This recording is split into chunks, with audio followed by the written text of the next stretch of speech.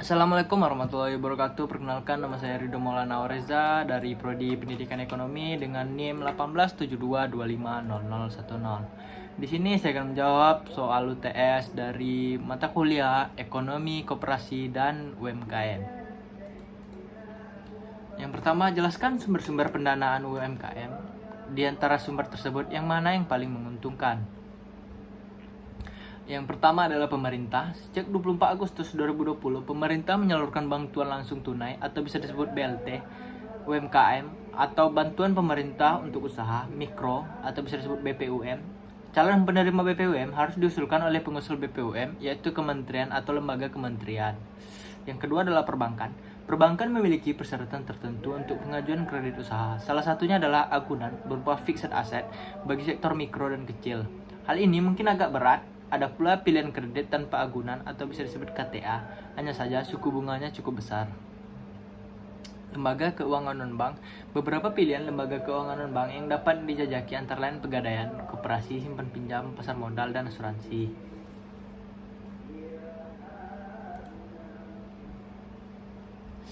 Yang terakhir adalah peer-to-peer lending atau P2P, adalah bukti akseleran sebagai salah satu P2P lending di Indonesia yang telah memiliki izin dan diawasi OJK, memberikan kemudahan bagi para pengusaha UMKM untuk mengajukan pinjaman dengan bunga yang kompetitif dimanapun dan kapanpun secara online.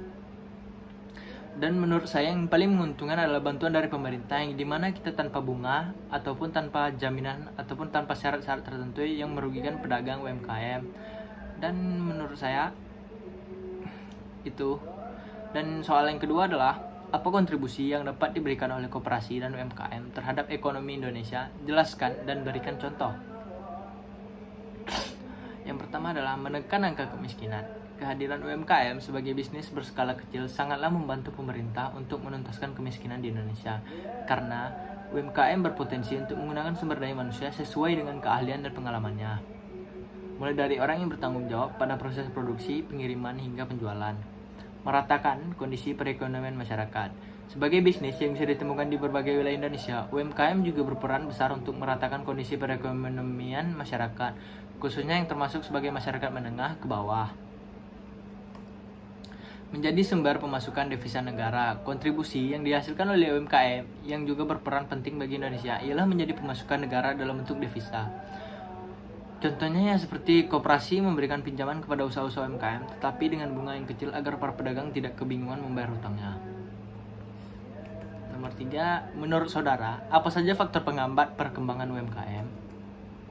Menurut saya, faktor penghambat UMKM ialah masalah modal yang kurang, masalah manajemen yang sangat sulit, dan sulitnya akses perizinan ke pemerintahan pusat.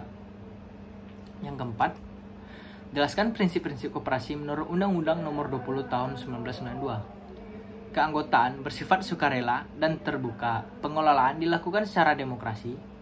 Pembagian SHU dilakukan secara adil sesuai dengan besarnya jasa usaha tiap anggota.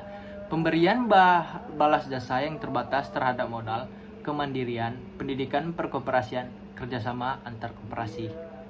Baiklah, sekianlah jawaban dari saya. Apabila ada kesalahan kata atau kurang berkenan, mohon dimaafkan. Wabillahi taufik wal hidayah. Wassalamualaikum warahmatullahi wabarakatuh.